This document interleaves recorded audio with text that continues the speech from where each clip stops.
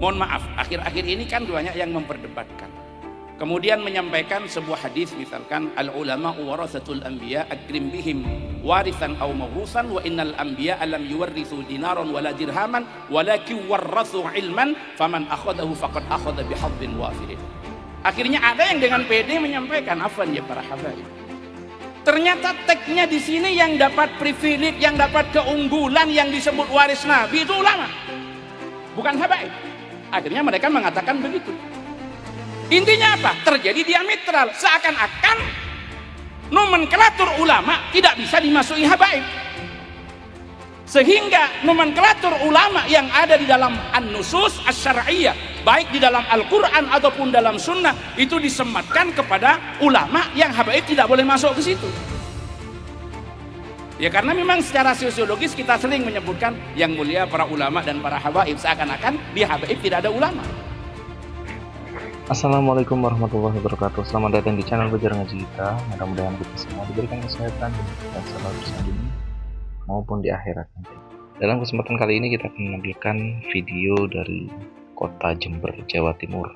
Video ini diceramai oleh Gus Aap atau Kiai Haji Samsul Arifin, Ketua LD PBNU wilayah Jember, dalam pengajian taklik akbar bersama para habaib, bersama kiai dan para habaib. Seperti apa ceramah dari Gus Aap? Mari kita simak video berikut ini. Allahumma salli ala Muhammad. Assalamualaikum warahmatullahi wabarakatuh. Waalaikumsalam warahmatullahi wabarakatuh.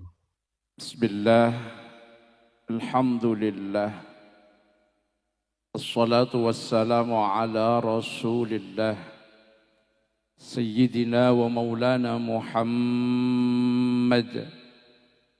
ibn Abdillah wa ala alihi wa sahabatihi wa man tabi'a sunnatahu wa jama'atah min yawmina hadha ila yaumil ba'thi wan nahdah.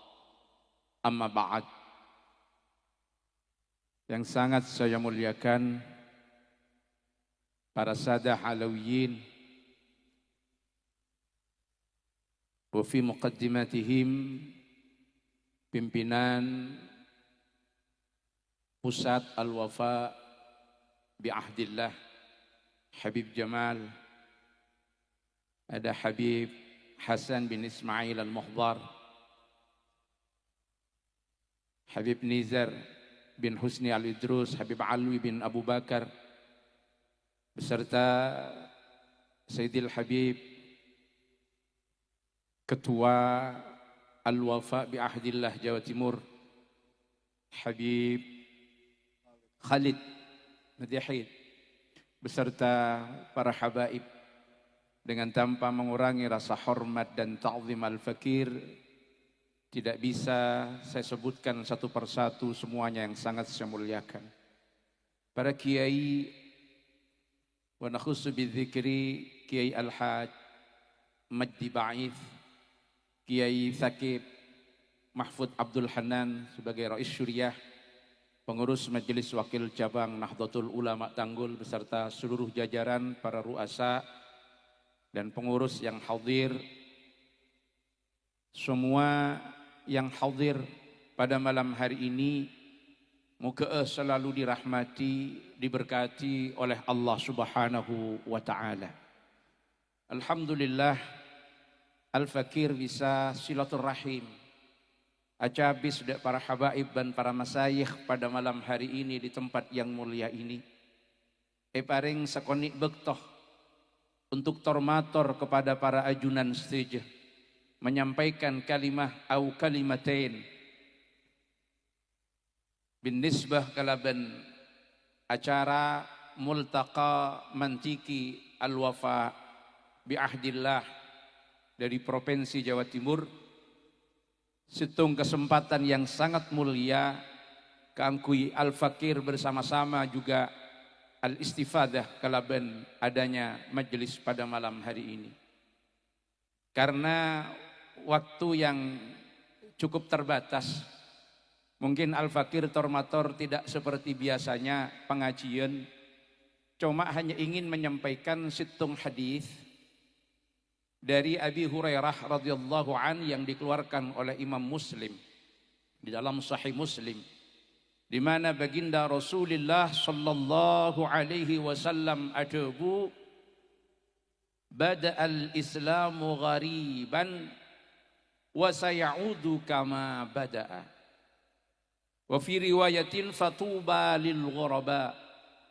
Qila man hum al ghuraba ya Rasulullah? Qala al mutamassikuna bi sunnati 'inda fasadi ummati. Wa fi riwayatin ukhra alladzina yuslihuna ma afsadan nas. Rasulullah sallallahu alaihi wasallam bersabda, Islam datang pertama kali dalam keadaan asing dan akan kembali menjadi asing. Maka beruntunglah, maka surga akan diberikan kepada siapa? Al-ghuraba, orang-orang yang asing, orang-orang yang dianggap aneh, orang-orang yang dianggap nyeleneh. Siapa yang disebut al-ghuraba itu? Dalam satu riwayat disebutkan al-mutamassikuna bi sunnati 'inda fasadi ummati, orang yang tetap berpegang teguh kepada sunnahku ketika terjadi kerusakan di tengah-tengah umatku. Dalam riwayat yang lain disebutkan alladzina yuslihuna ma afsadan nas, orang-orang yang selalu memperbaiki, berbuat kebaikan, mengajak pada kebaikan ketika suatu tatanan telah dirusak oleh umumnya orang-orang yang ada pada tempat itu.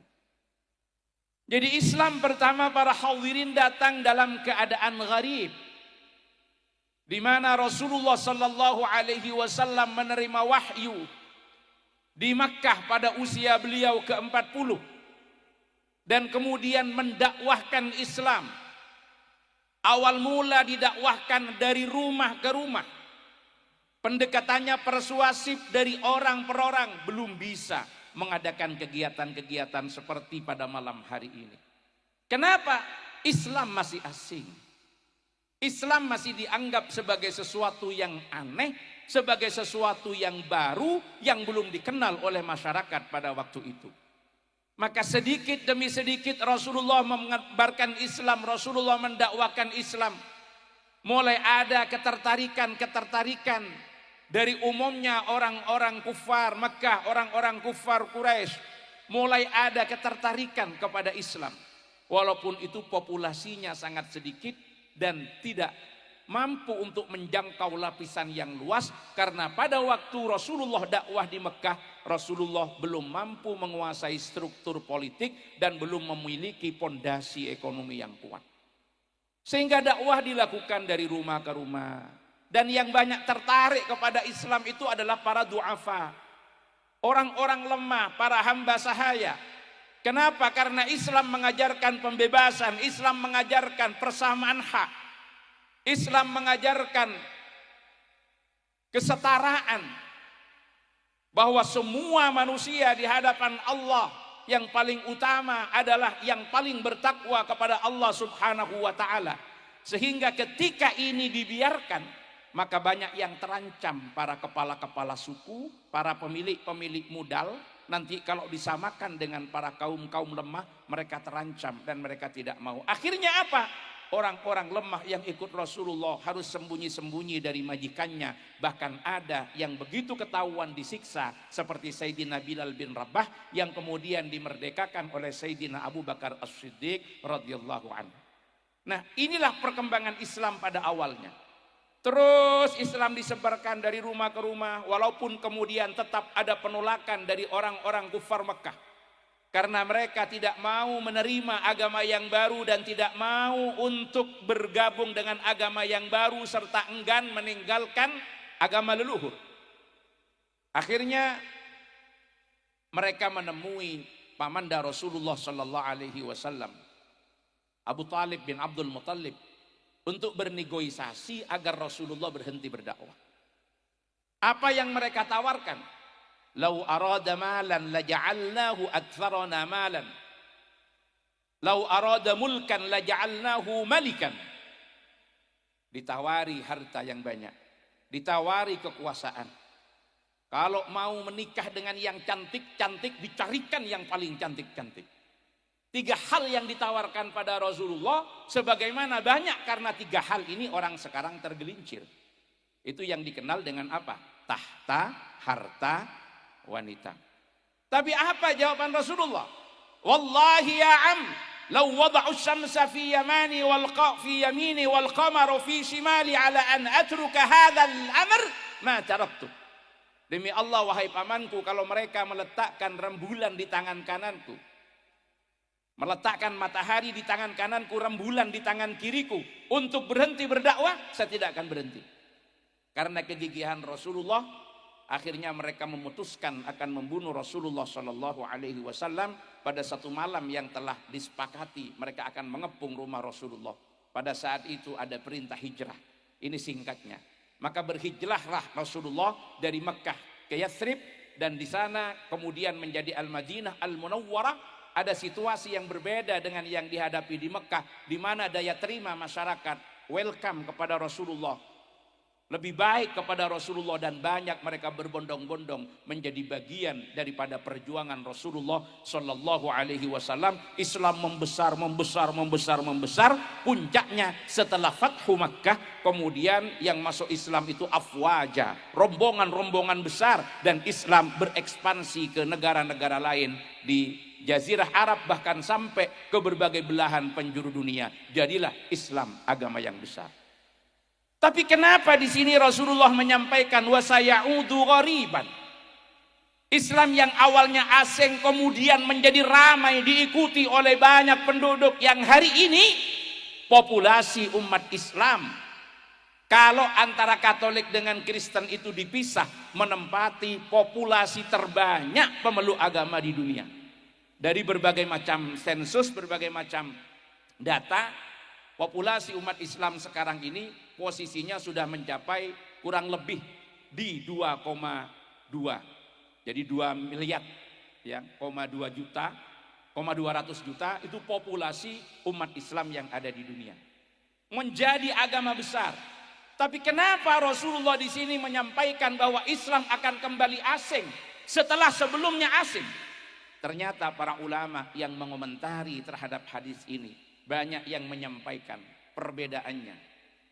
Kalau gharabatul Islam ketika pertama kali dibawa oleh Rasulullah, itu terjadi gharabah inda ghairil muslimin, menjadi asing bagi selainnya orang Islam, menjadi asing bagi orang-orang kafir, menjadi asing bagi penduduk Mekah yang ikut sedikit. Tapi Islam di akhir zaman jumlahnya sangat banyak, pemeluknya sudah miliaran.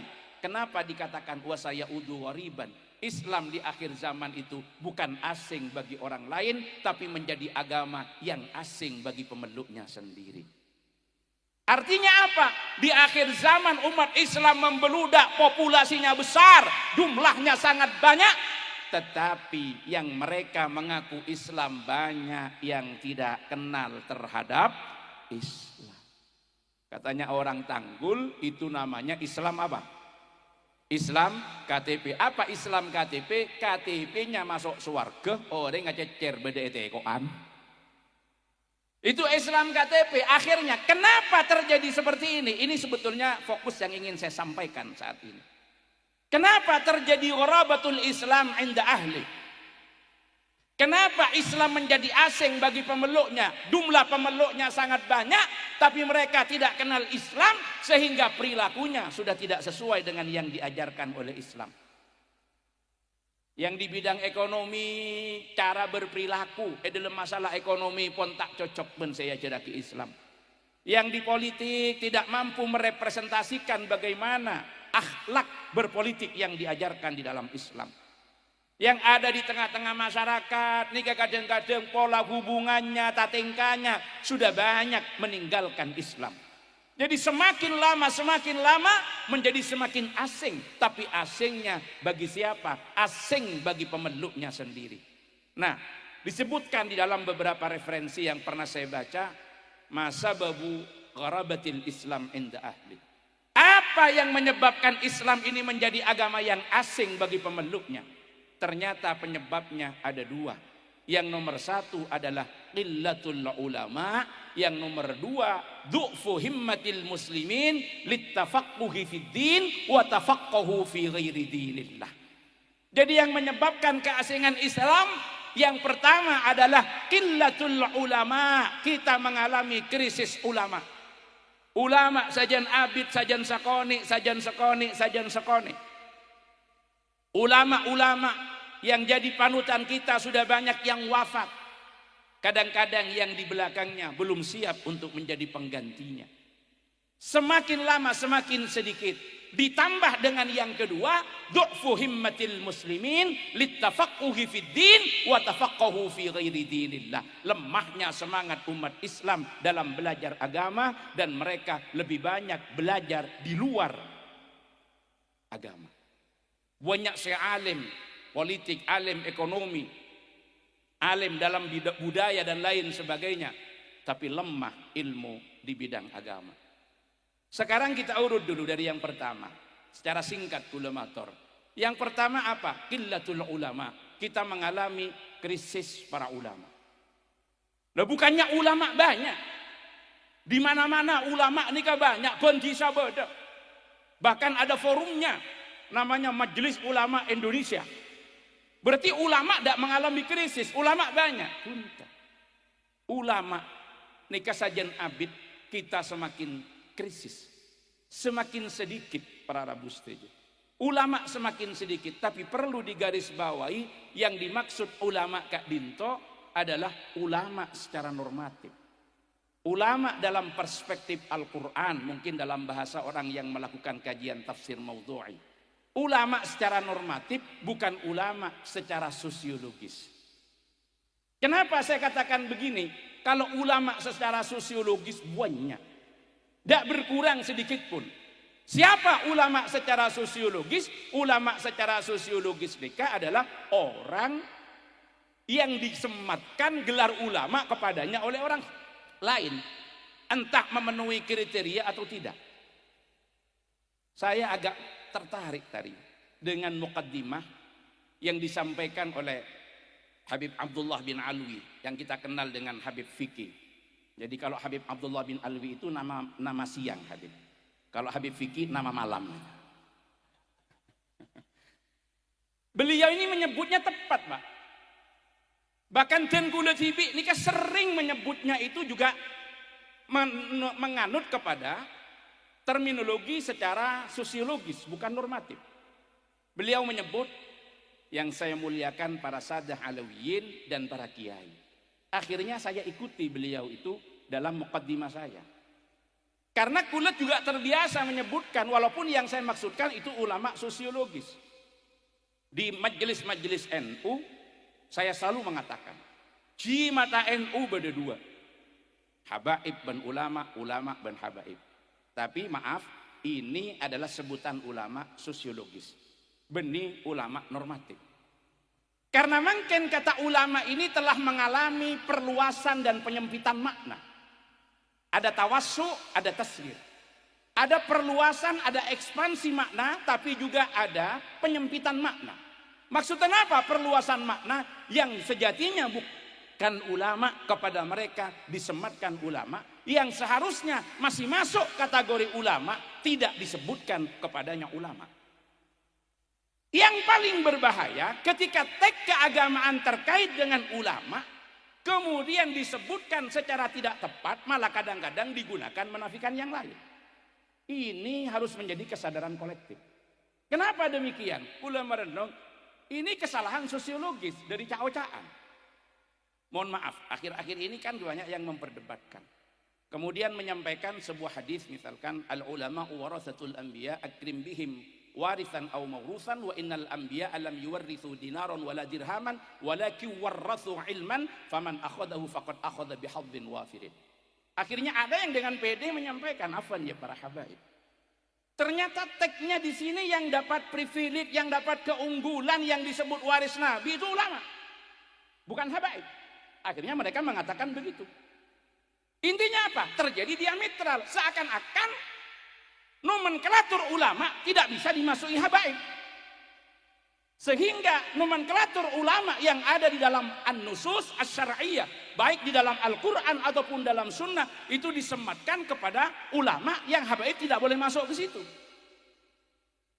Ya karena memang secara sosiologis kita sering menyebutkan yang mulia para ulama dan para habaib, seakan-akan di habaib tidak ada ulama. Ini adalah kesalahan fatal walaupun berangkat daripada kesalahan secara sosiologis. Jadi ketika privilege itu muncul dari Al-Quran maupun dari sunnah, menyangkut para ulama, dan tidak ada kalau kita cari. Kadang-kadang kan orang mengatakan begini, coba cari teksnya, di mana yang mengatakan al-habaib warasatul anbiya. Ya enggak ada, memang enggak ada. Munculnya juga di belakang, penyebutannya juga di belakang, maka bagaimana mungkin akan mencari teks keagamaan tentang ini? Tetapi yang tidak boleh disalahpahami adalah kenapa tidak bisa masuk kepada nomenklatur ini? Ini yang salahnya salah fatal. Lah sekarang siapa ulama sebetulnya? Secara singkat saya matur ini, tidak tahu singkatnya sampai gimana nih saya singkatnya. Karena saya mau ngaji ke gunungan, beta kok kening tola, mentek yang tadi ke gunungan tuh kan Ibu Habib Abdul Qadir itu. Saya mau naik gunung ke atas Sumber Baru terus naik ke atas Kadung Janjian. Jadi siapa yang disebut ulama? Di dalam Al-Quran itu, para kiai semuanya, ini banyak para ahlul ilmi yang dari mereka-mereka kami masih berharap besar akan terus lahir generasi-generasi para ulama. Allahumma, utamanya dari al-wafa bi ahdillah. Di sini disebutkan di dalam Al-Quran itu kata ulama hanya disebutkan 2 kali. Kalau yang berakar dengan kata ilmun, alim itu banyak. Ya'lamun, alimu dan sebagainya itu banyak dalam Al-Quran. Ratusan kali. Tapi yang menyebut nomenklatur ulama itu hanya ada 2 kali. Yang pertama dalam surat Asy-Syu'ara ayat 197. Mohon maaf kalau salah sebut, nanti tolong di cross check. Yang nomor 2 dalam surat Fatir ayat 28. Jadi kata ulama itu hanya disebutkan 2 kali dalam Al-Quran. Yang di dalam surat Fatir ayat 28 itu innama yakhshallah min ibadihil ulama. Yang disebutkan di dalam surat Asy-Syu'ara ayat 197, awalau kana lahum ayatan ay ya'lamahu ulama'u bani Israil. Disebutkan 2 kali kata ulama. Ini kalau dalam beberapa kitab-kitab tafsir yang saya baca, ternyata prasyarat ulama secara umum dalam garis besar itu paling tidak adalah mampu memahami ayat-ayat Allah.